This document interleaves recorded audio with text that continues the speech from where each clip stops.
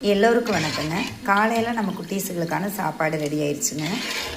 இது ஒரு கொஞ்சம் பெருசாக இருக்குது பார்த்திங்களா, அந்த குட்டிகளுக்கு முட்டையும் பாலும் கொஞ்சம் சாப்பாடு கலந்த சாப்பாடு. இது அந்த ரொம்ப சின்ன குட்டி இருக்குது பார்த்திங்களா, அதுக்கு தயிர் நிறையாவும் கொஞ்சம் பாலும் ஊற்றின சாப்பாடுங்க. இது பெரிய குட்டிகளுக்கு எல்லாமே சிக்கன் போட்ட சாப்பாடு போட்டுடலாங்களா? ரோடு பட்டம் போல இந்த வாழ்க்கைதான், அடையார் சொல்லக்கூடும் அது போகும் போக்கதான்.